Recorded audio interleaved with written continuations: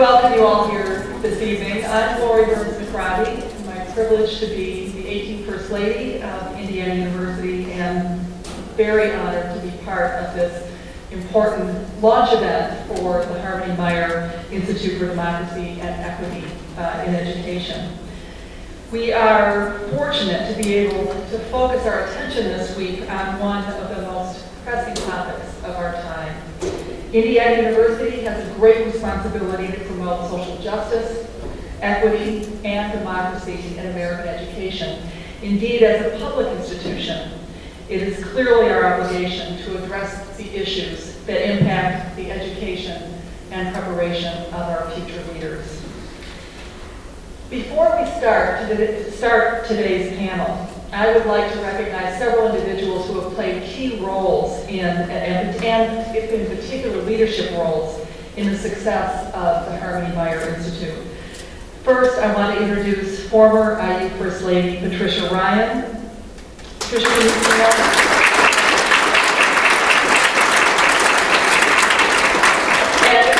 School of Education Dean Gerardo Gonzalez, who actually may not have joined us, I think. He's not here yet. He's coming back. But we'll thank him anyway. Their dedication to the Institute, to ensuring that it starts its tenure with us in the best way possible has been extraordinary, and we're very grateful to them. I would also like to recognize the members of the Harmony-Meier Institute Launch Event Steering Committee, whose their names are listed in your program, for all of your commitment and guidance. Your leadership and support have created a wonderful launch event today and for the next 2 days for the Harmony-Meier Institute, and set it on an exciting course for the future. Now I am very pleased to introduce today's panel moderator, Dr. James D'Amico. Co-director of the Harmony-Meier Institute, James is also the director of the Inspire Living Learning Center and department chair and associate professor in the Department of Literacy, Culture, and Language Education at Indiana University. His areas of expertise include critical reading, inquiry-based teaching and learning, content area literacy, and working with new texts and technologies. A former elementary school and middle school teacher, he has focused his research on big questions in education, such as what does it mean to teach, learn, and live in the 21st century?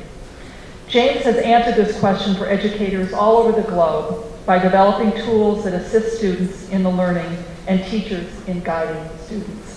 Please join me in welcoming James D'Amico.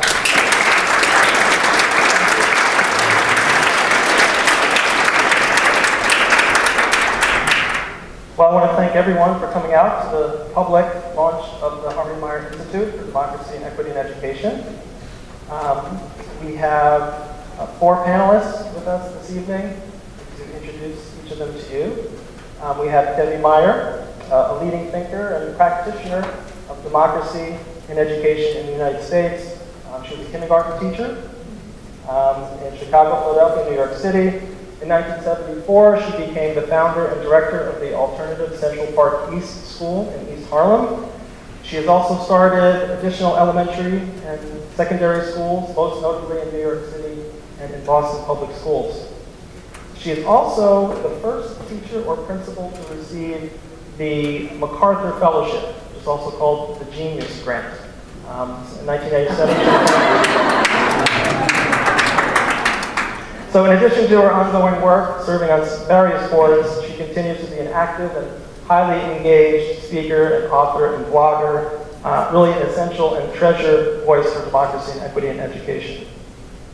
We also have Steve Rock Bonchek. In 1974, Steve helped found Bloomington's Harmony School. So this past fall, they celebrated their 40th anniversary. Harmony is an independent pre-K to 12 school here in Bloomington, committed to enacting the principles of democracy in education. And the impact of Harmony is not only felt in terms of its annual enrollment of students, but its reach extends to the Harmony Education Center, Rhino's Youth Center, and the National School Reform Faculty. And Steve is the co-director with me of the Harmony Institute for Democracy, Equity, and Education.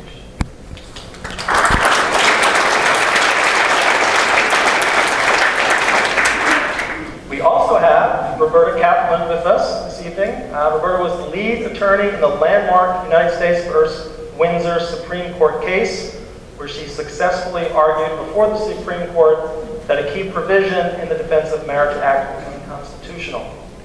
The consequences of that decision have been profound, as the impact is being felt across the states. Currently, 37 of 50 states in the U.S. have legalized same-sex marriage, including Utah recently.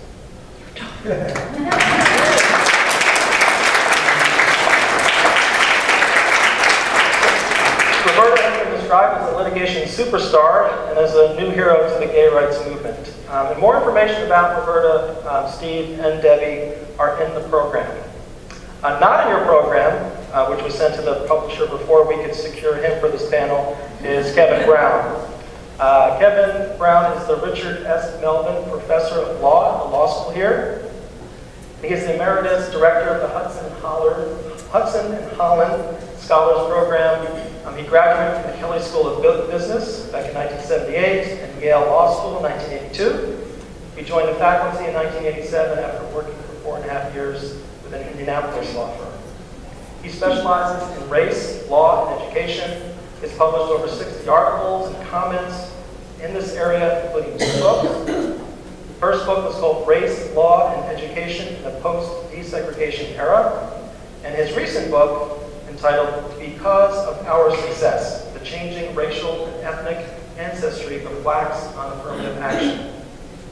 For those familiar with the IU campus here, he not only directed the Hudson and Holland Scholars Program from 2004 to 2008, but he also founded the Bloomington Campus Summer in Ghana program, and will lead a group of minority students to India this summer.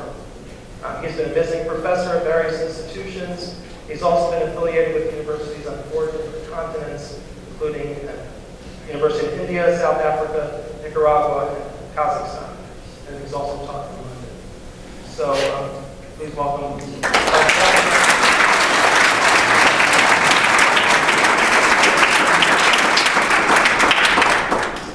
So our format is to begin with questions for each panel participant.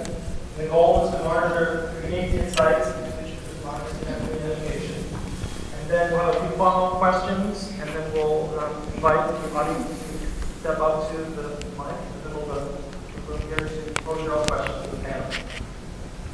Okay, so we will start. Debbie.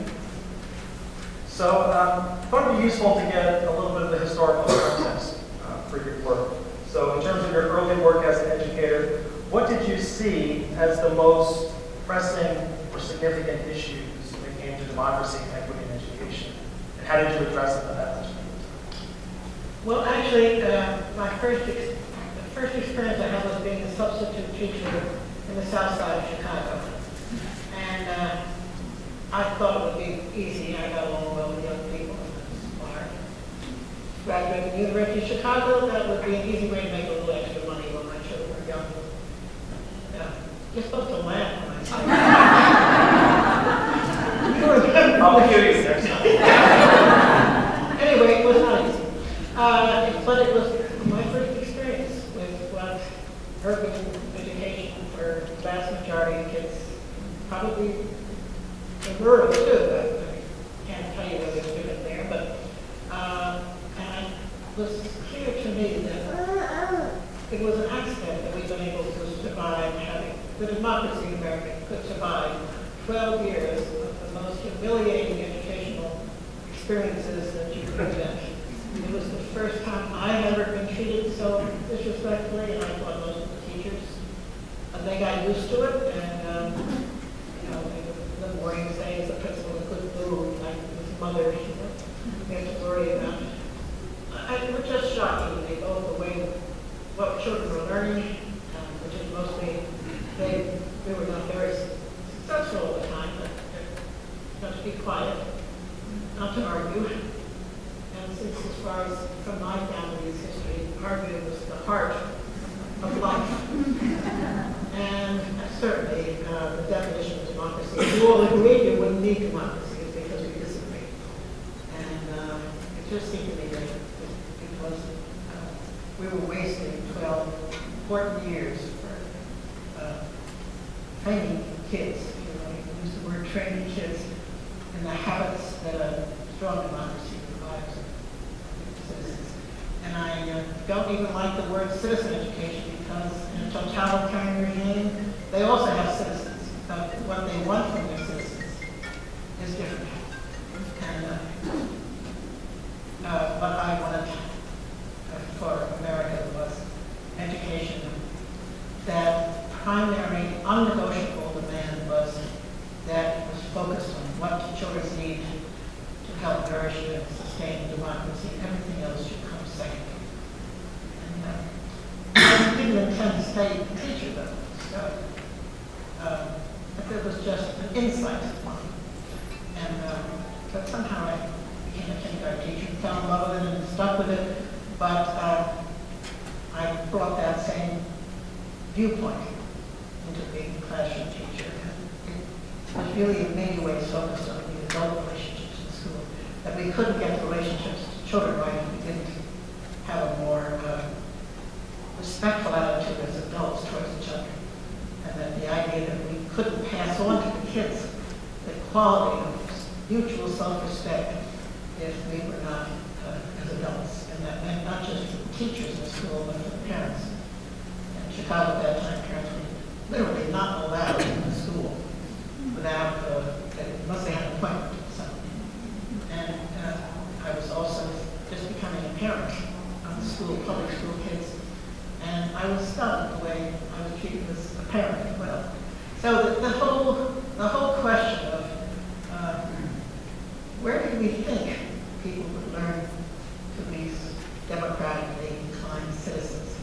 I mean, what other institution had we in mind that was going to do that?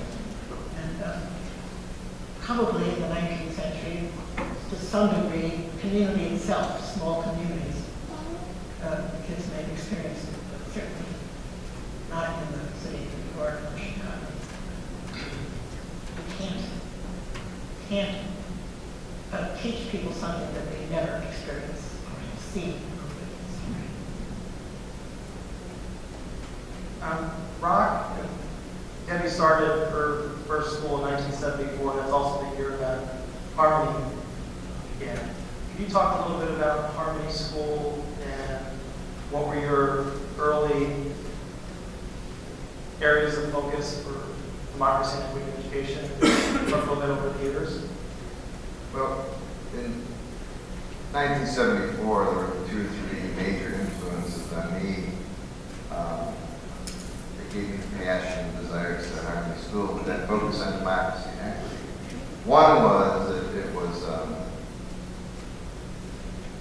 just the year, I think the year before the Vietnam War actually officially ended, and the whole energy from the late 60s through the early 70s around the Vietnam War. And the passions that were unleashed through that whole period about young people participating more in the democratic process. I think even at the beginning of the war, 18-year-olds were allowed to vote. So that, and then right before we started this, in 1972 was the whole Watergate experience. For some of the young people here may not remember that, but it was a pretty dramatic example of government failure, to say the least, and criminality actually on some of the highest office in the land. And that just made a huge impression on me, that where are the ethics around democracy, and that young people needed to really be wrestling with these issues at a very young age. So that was part of the influence around democracy. Also, it was the civil rights movement of the 60s. There were a lot of what were called freedom schools in the South, where high school students were really engaged a lot in the civil rights struggle and were educated on a lot of different political strategies and civil disobedience. So it was clear to me that young people, not only through the Vietnam War protests, but the civil rights struggle, that young people were capable of contributing a a lot more to a democratic society at a younger age and really handling judiciously issues of democracy, and oftentimes adult students credit. So that had a major influence on me also with the freedom schools, and then grew up in what we call free schools in the north, and then the alternative school movement that IU actually was the center of, one of the two places was the center of in the early 70s. And thirdly, around the equity issue in particular, the year I spent working in the local school district here, I was really struck at that time about, really, maybe it's not as big an issue now, but I didn't know where I grew up that many divorced families. And so I was really struck in the early 70s with the rampant number of single-parent families here in Bloomington. And the needs, those kids came to school at the secondary level with really different needs, needing a more holistic education, not only in academic development, but needing social emotional support and interest in what they were doing on the weekends, the evenings, and the summertime. And so, from an equity issue, I just really felt that those single-parent kids were not getting an equal opportunity in public schools at the time. My vision of equity has really changed a lot over 40 years in terms of many other groups that are not having profound and powerful experiences in a positive way in the traditional schools. But at that time, it really wasn't focused on single-parent children in particular. Roberta, could you give us a sense of the landscape here in the U.S. when it comes to LGBT rights? Sure. So my client is a now 85-year-old lady by the name of Windsor. She grew up in Philadelphia, Pennsylvania during the Depression. Her family lost their home, and her father lost his business during the Depression and had to live with relatives.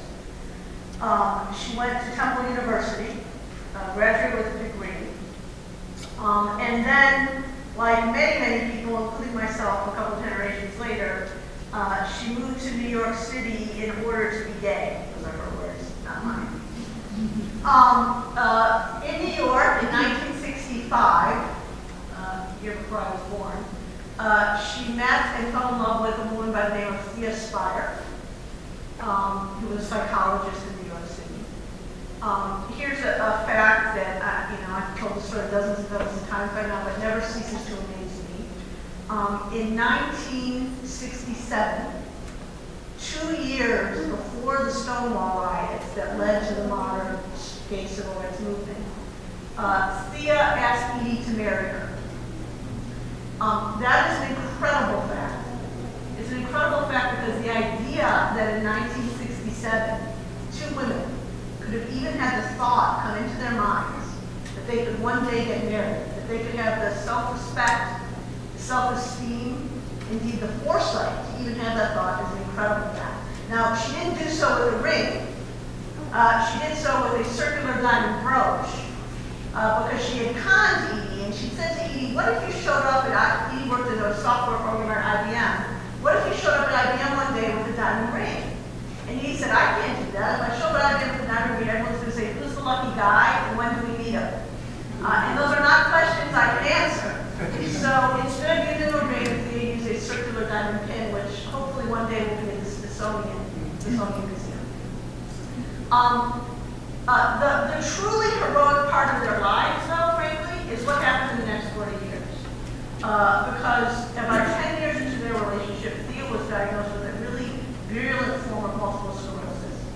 Over time, she lost the use of her legs and then her arms. By the time she died, she could really only lift this one finger. And Edie has said that that diagnosis happened to both of them. And she made sure that as little in their lives changed as possible. Indeed, the day Thea died, she had 2 patients who she was supposed to see that day who had to be called and told what happened. I got the case about a year just after Thea had died. 2 years before that, Thea had gotten a very bad diagnosis. The doctors had said, really, you're not going to live much longer unless you had open heart surgery. And being a quadriplegic, she was unwilling, understandably, to have open heart surgery. And so in the past, they had been waiting to get marriage equality in New York. It still hadn't happened in 2007. That's actually my fault. I lost the New York marriage equality case in the New York Appeals in 2006. So they had to go to Toronto. And they had to go to Toronto with 4 best women and 2 best men, because they had to kind of disassemble and reassemble the wheelchair. They actually were married in the airport hotel, so they could wheel his wheelchair straight into the room. I mean, if you think about it, that's really a couple who really, really, really wanted to get married, right? And then Thea passed away, as the doctors had said, and Edie got stuck with this $363,000 estate tax bill. A bill that would have been zero if she didn't marry to a man. It's because her marriage was unrecognized by the federal government under this so-called Defense of Marriage Act. It wasn't a real marriage for purposes of federal law, and she had to pay estate tax as if Thea had been estranged with her. So that's why I came in. We got the case, and from the very beginning, literally from the first day we started working on the case, our view was if we could prove to the courts, and we could prove to the justices ultimately of the Supreme Court, if we were lucky enough to get that far, that the marriage that Edie and Thea had over 44 years was the same as a marriage, frankly, better than marriage that most Americans have. People would be lucky to have the kind of marriage they had. Then we would be able to win our case, because our case was all about the fact that there really is no difference between the way Thea and Edie loved each other and cared for each other and lived together, and the way that a man and woman do the same. And that was our premise from the very beginning. And that was, if you read our briefs or you read any of the arguments, that really, I say that over and over and over and over again. Okay, so ultimately we did get lucky. It did get to the Supreme Court. And in the decision by Justice Kennedy, who is the guy who typically writes decisions in high-profile cases today, in case you didn't notice, he used the word dignity, 10 times in 23 pages to talk about the quality of gay and lesbian people's lives and relationships. And that's what our whole case was about, dignity. And basically by saying that over and over and over again in Windsor, what he has said is that for purposes of the Constitution, for purposes of the law, gay people have the same dignity as everyone else. Now, today it's kind of like quote Ray throws on joy, like duh, of course they do. But when we first brought our case, and when I lost the case in 2006 in New York, that was not what most people thought. And so what Windsor has led to, as you've heard, as you already heard people talk about, is really an incredible revolution. Decision after decision after decision, there have been over 40 decisions so far since Windsor, relying on Windsor to say that gay people have the same dignity, and because they do, they have to be treated equally under the law. There are a couple decisions. There's a decision from New Orleans, a decision from Puerto Rico, and unfortunately, a decision from the neighboring circuit, Ohio, Michigan, Kentucky, and Tennessee, the 6th Circuit. That's the case in the Supreme Court. That went the other way, but it's really only 3 out of 40 plus on the other side. And that's not because federal judges because they're subject to peer pressure, or because they all have to say the same thing. On the contrary, they don't like to say the same thing. It's because the judges were so convinced that once you accept the fact that gay people are like everyone else, you can't really contact them. So when I was listening to Debbie in particular talk about her experiences and Steve, I'm sorry, I call my cousin Steve, talk about his experiences, it seems to me that the common issue is really one of dignity. Whether it's the dignity of gay people, or it's the dignity of kids, or the dignity of a high school kid with a single parent, or the dignity of a kindergartner, it's all about the same thing. And so the struggle, I think, for democracy and education is really no different than the struggle for civil rights. Kevin, could you provide a sense of the landscape when it comes to issues of racism in education? I'll take those 2 questions. So let me first start by saying I'm very honored to be here. This is actually a fascinating privilege to be a part of the panel. I think if you're talking about race in the United States today, I think the election of Barack Obama was an incredible accomplishment by American society. I don't think there's any way that anyone can look at that and spin that any way other than an incredible, unbelievable accomplishment, not just electing once, but electing twice. But in addition to that, most Americans, I don't think, have come to grips with 10%, 1 out of 10 African Americans in this country are foreign born. So that America, for the first time in its history, has a significant percentage of voluntary Black immigrants.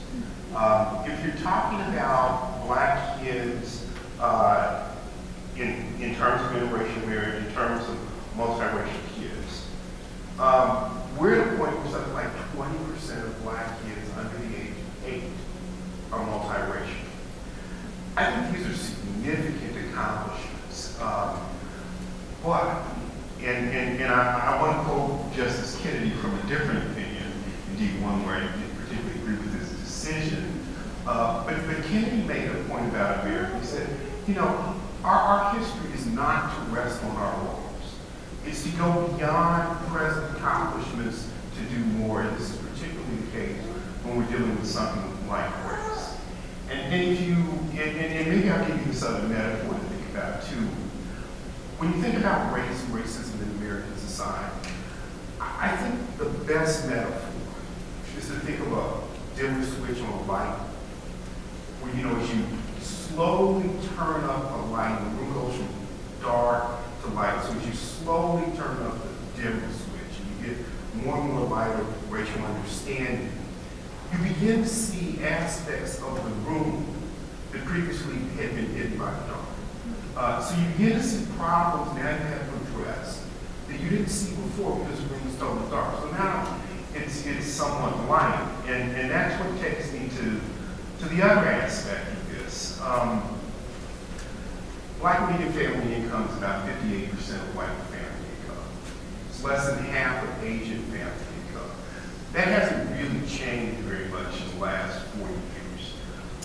If you're talking about wealth, Blacks on average have 1/6 the wealth of white families. We're twice as likely to be unemployed. We're 3 times as likely to live in poverty. 37% of Black kids are growing up below the poverty line. And then if you turn your attention to education, here I think the story really starts to get depressing. Correct. And it gets depressing in large measure because one has to realize we have come through 55 years of efforts at educational reform. So it's depressing not in the sense of saying we need to fix public education, why aren't you trying to do it? It's depressing in the sense of we've tried to fix public education and what we've done hasn't worked. So if you're talking about graduating from high school in 4 years, you're talking about basically 2/3 of Blacks do that within 4 years as opposed to 83% of whites, 93% of Asians. You talk about college graduation, 20% of Blacks over the age of 25 have a college degree, 30% of whites, 52% of Asians.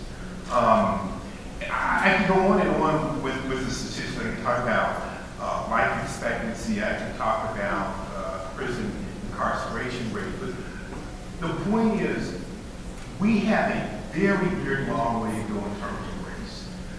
Now, you heard enough about my background to know that here's somebody who's been at this a long time. I mean, I've been at this 28 years. I'd say, and indeed, my focus was on race, law, and education. So I've gone through a number of these promising education reform movements, believing this is going to be the one that works, right? Maybe it was effective schools. Maybe it was Comer schools. Maybe it was Afrocentric education, multicultural education. Maybe it was teacher reform in the light of nation risk reform. Charter schools and accountability movements that we see today. And I have to frankly say something that I think Americans know, but they don't want to admit. A lot of education of our kids occurs outside the school. A lot of it occurs outside the school. So we're trying to balance with kids who are spending maybe 6 hours a day at school, 180 days a year. What's going on to them 18 hours a day outside of school, and for many of them, right, that's 180 days, and then the other 360 days, they're not in school at all. So I've come to realize, look, if we were really truly serious about education reform, we would recognize that we've got to deal with the problems that the kids are encountering outside of school. I think the teachers do a tremendous job, yeoman's job. I think the same about principals. And once you go down this path, you're led towards boarding schools, public boarding schools. But those are going to cost $35,000, $40,000 per year per kid. 3, 4, maybe even 5 times the cost of average education. Is the American population going to put out that kind of money? Absolutely not. So the proposal that I'll even say 3 professors in the School of Education here, the director of our African Studies Department, as well as the director of the African Studies Department, we came up with an idea. What if we create charter schools that are international boarding schools, and they're physically located in third world countries like Ghana, where we take the kids out of urban Indianapolis and urban area halfway around the world. We bring American teachers with them, and we educate them. Because then we have all of the things that we need to produce effective education. We have motivated teachers because they left their homes, their comfort zones to come and be part of this. We have the kids for all 24 hours, so we can make sure they focus on their education. We could eliminate all those distractions that the kids are dealing with outside of schools. In terms of socioeconomic status, and I think everybody agrees, that's the number one determinant about what kids do in school. Now all of a sudden, they're not poor urban inner city kids with limited opportunities. They're the wealthy American force that everybody idolizes and wishes they could be like. Hey, I didn't have anybody to respond. Fair enough. Would you like to respond? Oh, no, it would continue along the same line. There was a proposal, I went to a meeting in Manhattan once, with similar proposals, but it was actually to take over Army bases that were being dismantled and make urban boarding schools. The part that that really hits me in a way is it turns the focus of what's wrong with these kids as their families. Oh, no. I'm not saying that's what, but that's how it's, that's how it's, yeah. I'm not saying what lies behind it, but it feeds, I think, into that notion that what's wrong is their families and their communities, so to speak, it's their own fault. And if the families and the communities would just pull it socks up or whatever it is, the mothers would just love their children. And one of the shocking things to me when I started teaching was the degree to which I had to admire the children's families. I shouldn't say I had to. I came to admire the family and how much I thought that we created an environment in schools in which the kids knew we came to their parents. Even the nicest, there were a lot of nice teachers, they aren't all racist, but they all held a kind of anti-parental view, and the kids caught that up, catch on to that when they're 4 or 5 years old. That you are trying to undermine their family and a bad influence and bring them into this middle class, what we call middle class white culture. And I think it's the damage we do when they're 4 years old. Even the talk about their having no language. There's so many things that having to happen to have lived in south side of Chicago, in a neighborhood which was largely black. I heard the kids' language in the playground, and they had no trouble. That I knew before I started teaching. They had no trouble with language until they walked into a classroom, or until they walked into a doctor's office with their mother who said, "Don't say a word. We're in dangerous territory." And I think it would be good for that group of kids, but I think it would reinforce the feelings of all the kids who aren't going there, that if it succeeds, let's see, if you take them away from their families for 24 hours a day, it will be all right. And since you can't bring all the Black American kids over there. So I think we have to confront the question of making the school a place where that's a democrat. When I say a democratic community and adults, I'm including the parents. That we have to create schools in which kids think, for good reason, not because we ask them to chant it or something, for good reason, that the school is not dangerous. The school, the people who are, the people who are running the school are not our enemies. Yeah, that's a good transition. I just think that's, we've not looked at that. And above all, of course, Black boys, but it's even hard for wealthy Black families in Chicago. The place I taught, first in Chicago, was in the neighborhood that Obama's home lives in Chicago. And there were some very wealthy Black families who sent their kids to our school. And one of my good friends, my mother, said to me, "You're so lucky you could send your kids to school in jeans and little T-shirts." But if I did that, my daughter, they would think that we're poor Blacks and all the other stereotypes. So I have to continuously make the teachers think that I'm a good mother, and therefore I'm going to dress my child well. And you don't have to worry about that, Debbie. Can I respond to that though? Everything you are saying is making my point. I have traveled broadly throughout the world. Right? I have taken kids to Ghana. I'm going to take kids to India. Half of them are going to be African Americans. The reason I'm going to take them to India is because if you look at the untouchables in India, the Dalits, they're the most oppressed people in all of human history. There's no question, there's not even much of an argument that they are. But if you talk to Dalit intellectuals, Dalit leaders, and you ask them, who do you admire? They will tell you African Americans. That we study African Americans, we study what they do because we see African Americans as powerful. When I spent my time in South Africa, and I started to study the South African anti-apartheid movement, only to discover that the South African anti-apartheid movement borrowed its programs distinctly from the African American Civil Rights Movement. I'm an African American who has left the United States quite often. And if you start to look at Black leaders, you'll find out that many Black leaders throughout history have spent significant time away from the United States. Now, I love the United States. I love being an American. I think this is a great country.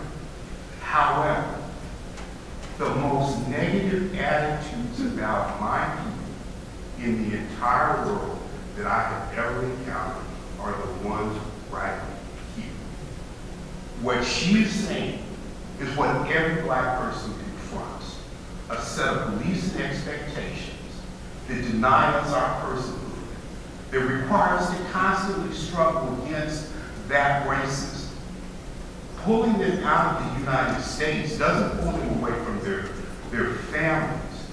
It pulls them away from the extraordinarily toxic environment that we have created as a society that negatively impacts psychologically African Americans.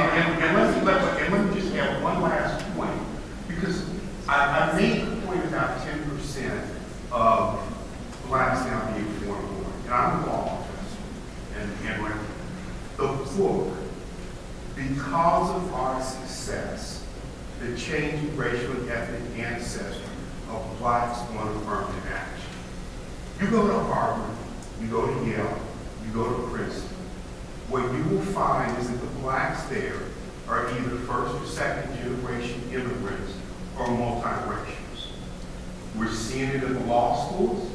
I've had conversations schools that have pointed out that by 2020, 80% of our blacks in law school will either be foreign-born, sons and daughters of foreign-born, or mixed-race students. We are literally replacing your average, traditional African-American in front of your eyes, and no one even knows. So how about the high school that I was involved in, Second East High School? There was a guy named Michael Webb in New York. I don't know his other name. He regularly brings black kids from New York to Africa for summer programs, which is what our kids get. It made enormous, just how you're discussing, it was made enormous impact. And so that part of it, the idea of expanding the universe and finding what it's like to live in a country where most people look like you, and where you're, that seems to be a different thing than sending, I mean, how many schools are you planning? You know, I agree it would be nice to have our counts 10 and so forth, but I think, and I'm not saying you shouldn't do it. I just think it's, that we need something more dramatic. And I think sending lots of kids, having a half a year, and a different,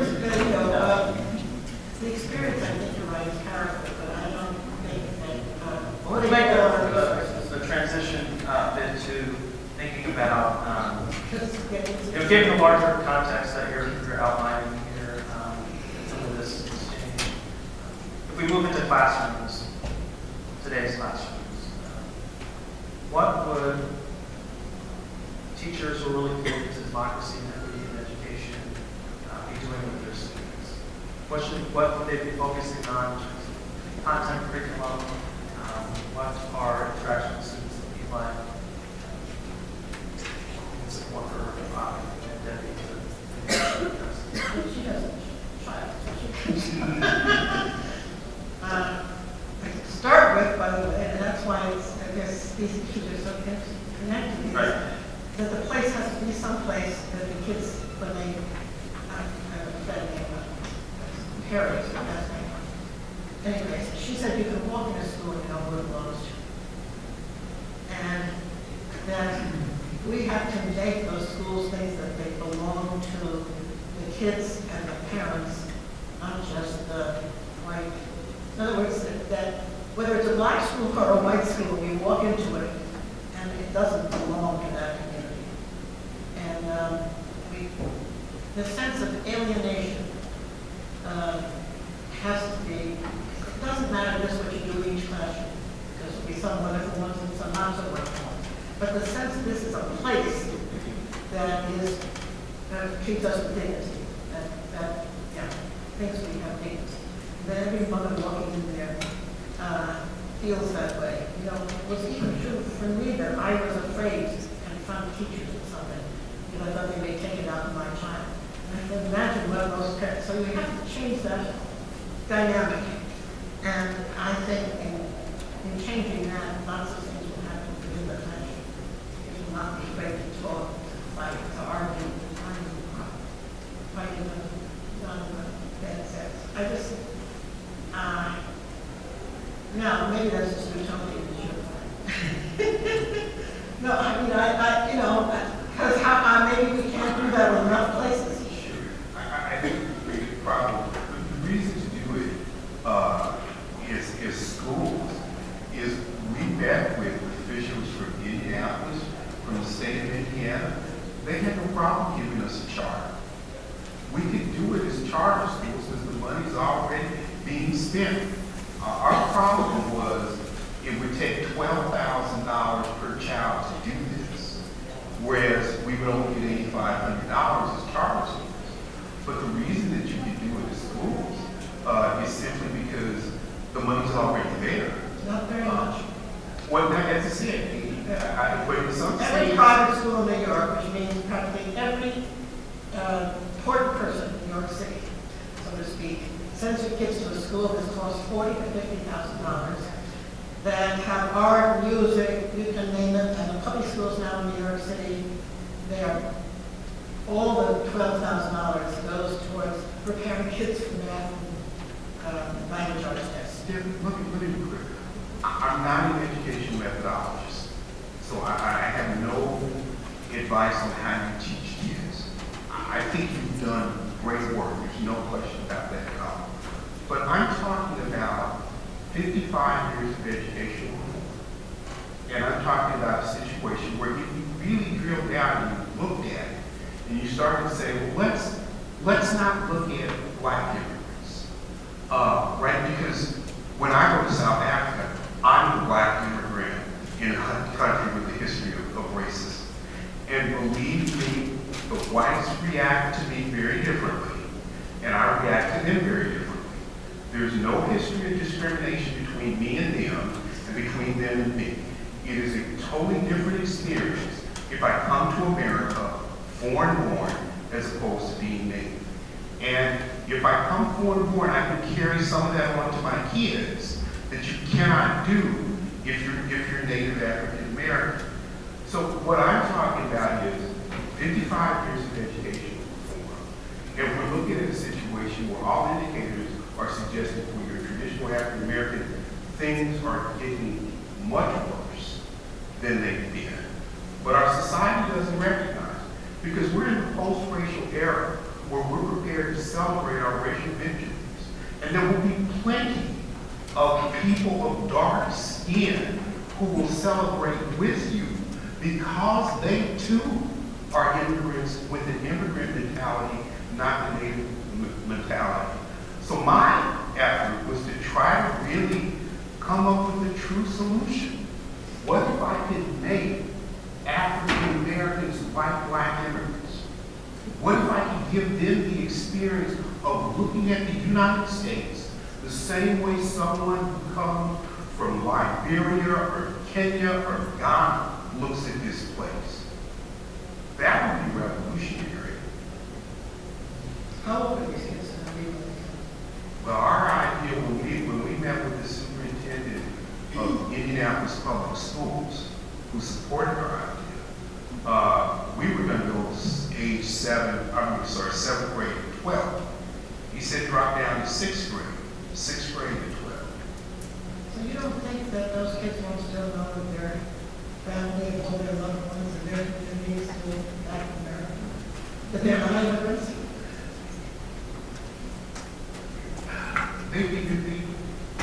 I'm talking about creating a culturally different group of people who have experiences that are radically different from both black immigrants who come here and from African Americans who are here.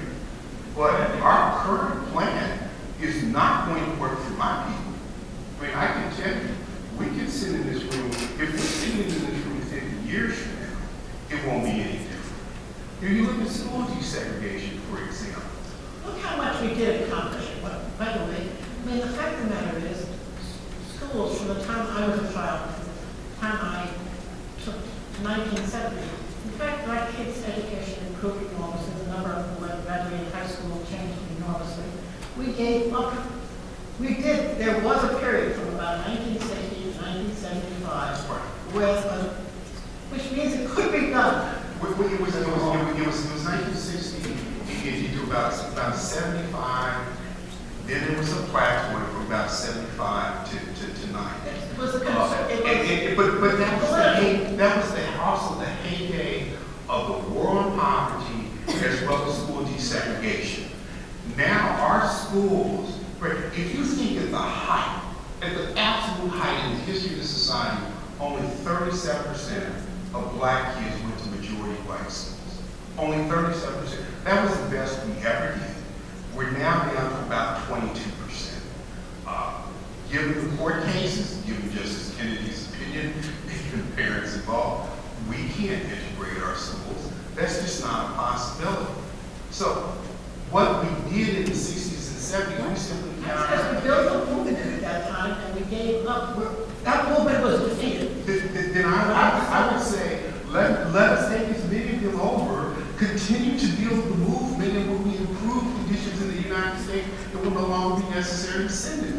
But you're right to say wow, you must really be pessimistic if you think that the best educational situation for African American kids is outside the United States.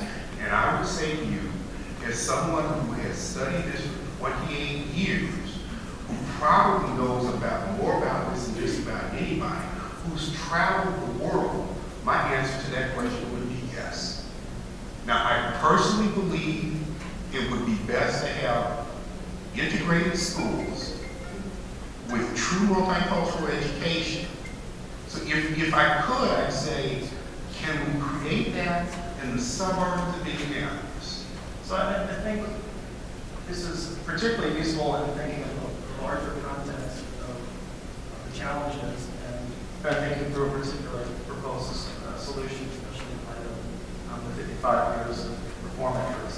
And one of the things I was hoping we could talk about as a panel is a particular statistic or a fact, or you've been giving us a range of them, Kevin. But I was sharing with Rob that in the fall I was driving down 3rd Street and listening to the radio, and NPR was on. They shared that statistic that now more than half of all K-12 public school children in this country are in the free and reduced lunch program. That's more than 50% of students, K-12 public school students in this country, are free and reduced lunch.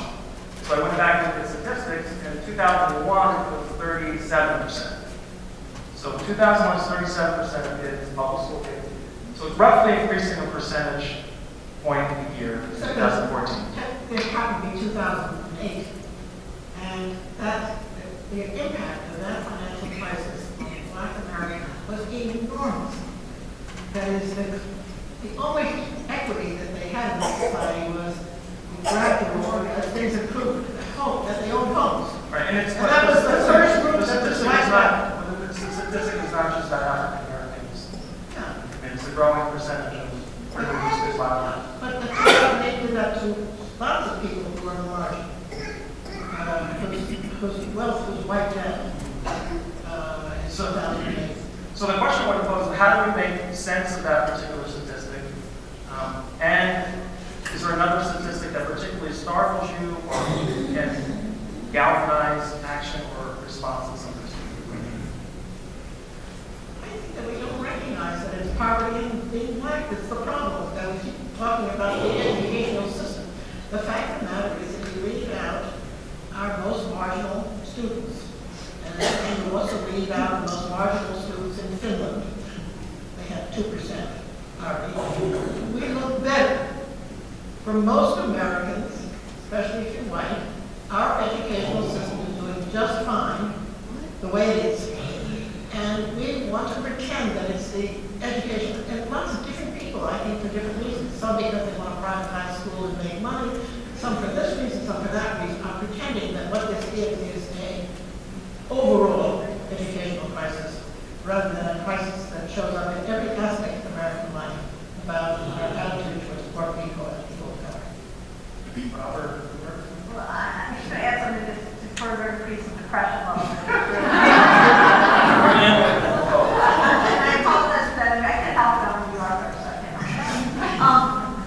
You know, look, I've spent a lot of time thinking since Windsor, since I've been doing these cases, what is it? What's brought about this incredible change? I mean, if you had told me when I was in high school in the 80s that I would be who I am today, that this would happen, I would have told you, you know, you need to go to stop going to so many Grateful Dead concerts. So what is it? And I think the answer is actually pretty obvious. I think the answer is that most Americans, not most Americans, virtually every American today knows someone, has a family member, a friend, a neighbor, a colleague who's gay. And they know that they're gay because people come out of the closet. And the most important thing, the justices on the Supreme Court all know someone. They all have former clerks. They all have friends. They all have colleagues who are gay. And children. And maybe even children. There's a famous story about the argument in the Lawrence case, which was in 2003, in which the court overturned sodomy statutes. When the justices walk into the Supreme Court, there's believe it or not a curtain. And they stand behind the curtain, and then the curtain opens. And after the curtain opens, they kind of sit down at the bench. And apparently, I've heard it told by people who were there, that as they sat down in the room that day, the entire bar section of the courtroom, which is the front part of the courtroom, was pretty much taken up by former Supreme Court clerks who happened to be gay. And you could see the look on the justice's eyes, particularly I understand Justice O'Connor, as she looked around the room and went, oh my God, that person's gay? Oh my God, that person's gay. Oh my God, that person's gay. Needless to say, that didn't happen in Windsor. The whole room was full of gay people again. But that didn't happen because it had already become such a common part of the American life. The problem that we have, the fundamental, crucial problem that we have, and it all comes down to dignity, is that not every American knows a poor African American kid, knows someone without a green card, an undocumented alien, or knows a woman, a poor young woman who wants to have an abortion, or at least thinks they know someone who wants to have an abortion. And it's that lack of understanding and being able to look at the other person and identify them that I think has led to this horrible People in the situation. same status, see, in other words, that sometimes people do know someone who's Right. black or poor, but they're likely to be a person of lower status. Whereas with the gay rights thing, these were people of equal power and status. They would be businessmen and so forth. So the classic example is the senator from Ohio, the next door state, my home state, Rob Portman. He was very, very anti-marriage equality and gay rights. And so one morning he woke up and his son told him he was gay. And that changed the minute. And I'm not criticizing that. I'm really not. That's how people change. That's fine. But we have to figure out a way to make people change the same way about the rest of America, not just about gay people. All I can do is pose the question. I don't know the answer. Okay, I want to actually add something to make you even more depressed. And I want to start, I want to start by saying, look, I have two black multiracial children, and I have two African American children. So I know the difference between my black multiracial children and my African American children. And a lot, and because we're watching this fundamental change in race and ethnicity of the successful blacks, footnote, if you think about Indiana University, 20% of our black students here are multiracial. Right now, in 10 years, the percentage of multiracials among the black community of college age will double, which very well means you could be looking at 40% of the black students here being multiracial. It's not that our successful people aren't going to know black people. They're going to know black immigrants, they're going to know foreign-born blacks, and they're going to know black multiracials. But their experiences with America are radically different than my experience as African American. So they're going to know black people, and they're going to draw their understanding about race from people who are not experiencing the racism that the overwhelming majority of Americans experience. And you should know more, so I'm kind of saying, I think, when I meet people who are the same status as me, who are black, they have not experienced America the way I have, even though they're successful, and nor do their children. So I do think that it took partly my being immersed in a certain community, my getting to know parents across the board, having a relationship which was not status bound. I mean, you know, it's later possible to look at kids in the same way I would have earlier. Well, let's open up for questions. I was just saying, I think that what their story is optimistic. I mean, it's a reminder that it's not because we're human beings that we can't change. Right. Who would like to invite questions? If you need to microphone, please step to the middle. And if we're going to form a small line there, if you have a question. Rob likes to take everything in and then vote.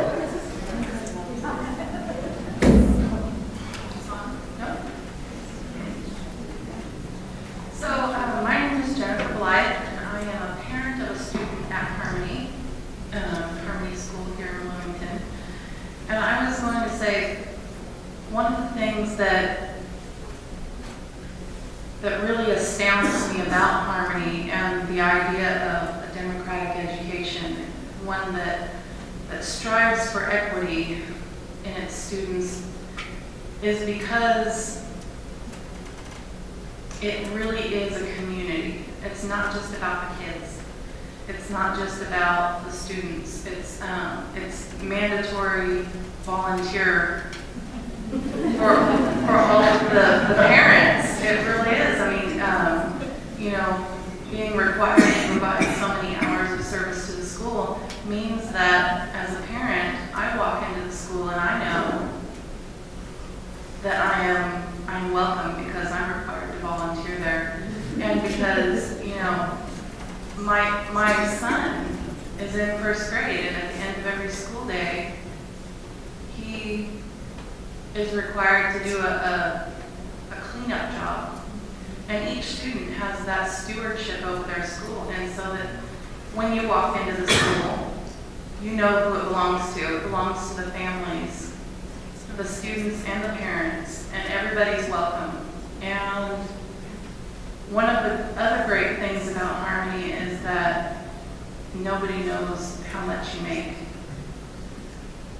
I am, as a parent,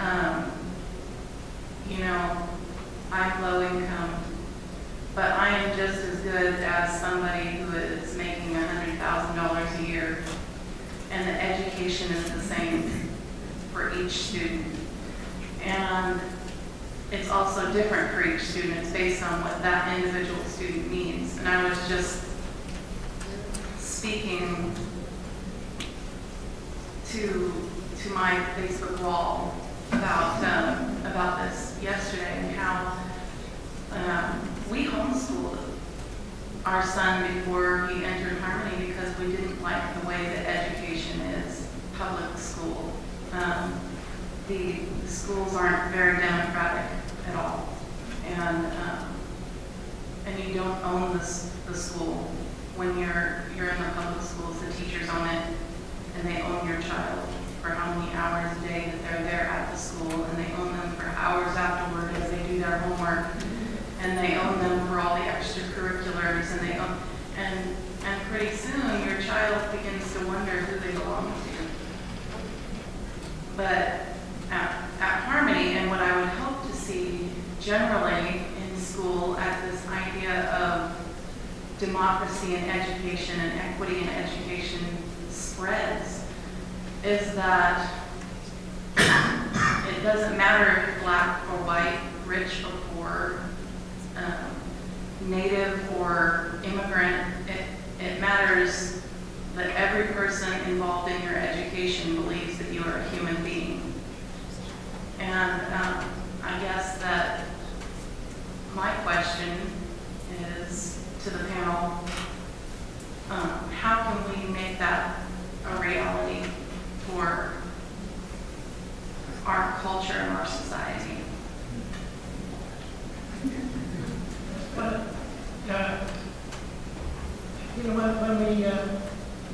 when we started the first Central Park School in New York, there literally was no school, certainly no school in minority communities, but very few even in all-white communities where everybody was treated, where it was a democratic community, where kids were growing up in the company of adults, and the adults were both their families and the school. And in the first 10 years this happened in East Charlotte, within 4 or 5 years in East Charlotte, I would say there were 20 such schools in East Charlotte. And by the time I left New York City, there were maybe 120, 130. Now that's a drop in the bucket, but it's hopeful.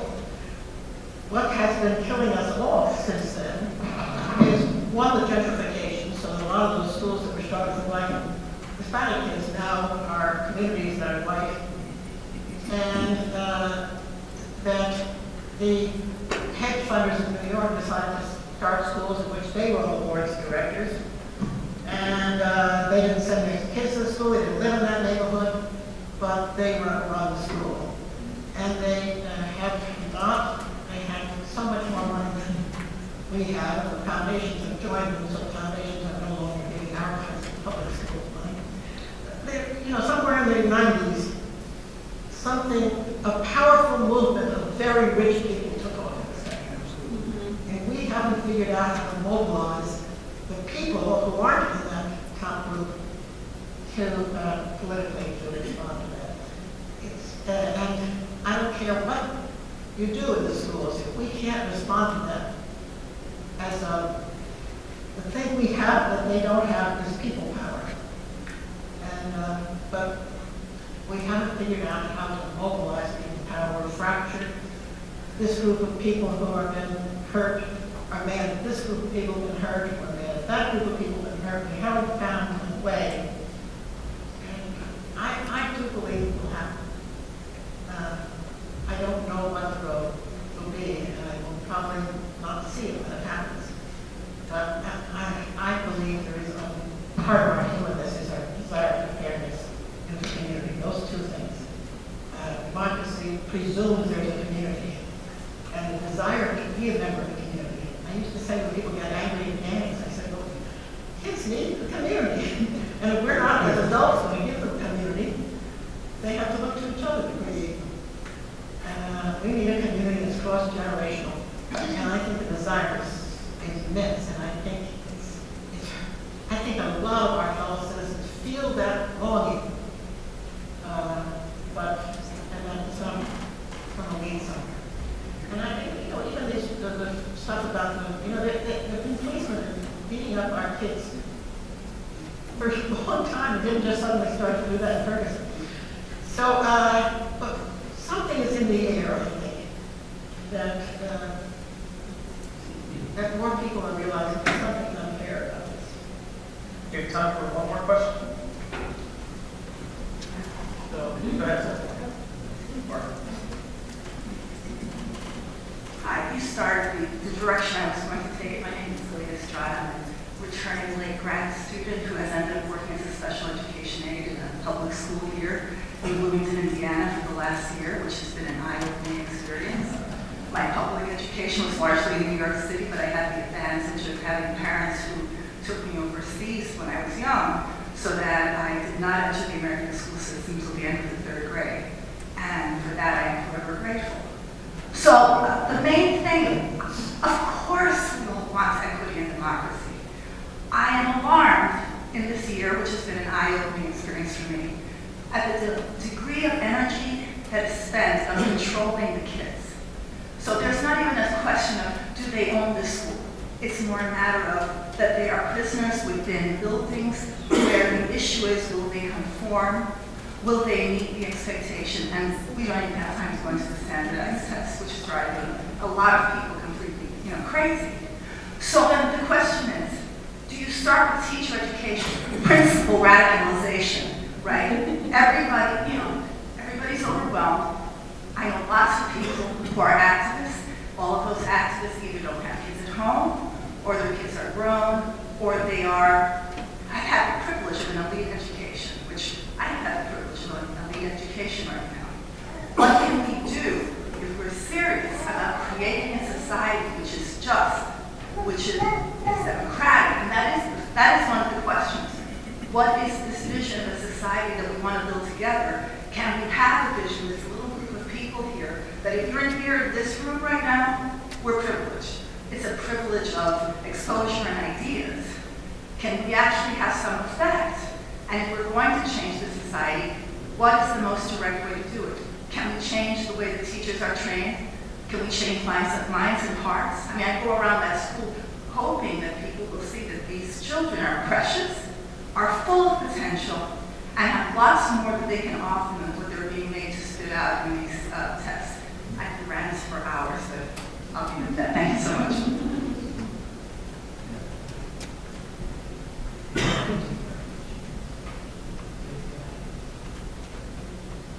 Excuse me, sir, would you like to ask your question as well? Maybe just to add to that, and that is, I think we really have to talk about democracy in education, talk more about equity. From my experience, there's a certain kind of attitude for respect for the voice. And either you're born with it or you cultivate it somehow, but it permeates all your relationships. So since I left teaching in Harmony, everywhere I've gone, I keep bumping up against all the institutions that involve with the undemocracy of our country in its institutions. So that's a big one to deal with. I think something can be done in the schools of education, but why isn't it? Or am I missing something? Rather just talk to the person. They're being judged by testing. They're being, I don't think you realize how much has changed. Schools of education, my son was an educator, he found he quit the school of education in California that he was teaching because he was measured by how well the students they taught, kids, scores. I mean, 3 removed. The school was responsible, its future rested on it graduating students, whose students would get better test scores. And that's true throughout the country. That's in which case, and then not only that, in fact, how well they do on various tests, their students. I mean, we have figured out so many ways, or not we have figured out, somebody has figured out ways to block a lot of paths. And I think we just, with enough numbers, and that's the question you ask, where are those numbers? At what point, when I grew up in the 1950s, I mean, my adult life grew up in the 1950s, and if you had told me that during the 60s there were going to be a mass civil rights and peace movement, I'd have said you were crazy. Absolutely crazy. Because there was no sign of it in 1955. And we were really, we were conformists. That's the age of conformity. Who knows what might happen? And I don't think we know ahead of time when something's happened. But in each of us, wherever we are, we say, where does it start? If you're in schools, that's the place to throw your energy. If you're in a company, wherever you are, that's where. I remember a little bit ago, teensy bit ago, which is I have a son who, I mentioned this earlier, who is dyslexic and has ADHD. So he's he has learning differences. And we have gotten very involved on the board of an organization called I, which was started by kids. It's kids in schools who have ADHD and dyslexia, who do mentoring for other kids, and who advocate for themselves. Their view of this is they can't wait for the schools to fix it. They can't wait for the colleges to fix it.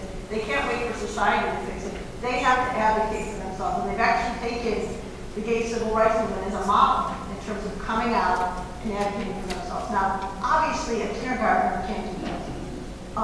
But I think it's really important that kids start doing this. And I know that's what Harmony teaches. Well, there's a lot of that going on the opt-out movement about testing. There's a lot of those are students. I think that may be one sign because I think kids may demand a change that has to happen. I have not said much of it listening, and and one reason is because I'm the only one of the panelists that works in K-12 education right here in Bloomington. If there's anybody that wants to know what I think, call me up or come over to Harmony, which is stuff by the optometry school and stuff, Atwater. But I do think that those of you that came to support and learn about the launch of this Harmony-Meier Institute in partnership with the Lilly Library and School of Education. I hope that's the way to go. I think what we want to do is have these kind of conversations more moving. Obviously, we need conversations are the easier part of the beginning of the conversations, obviously trying to reach common ground and resolutions, but I know that I acknowledge the former president of the University, John Ryan. I mean, John used to talk to me about how he wanted to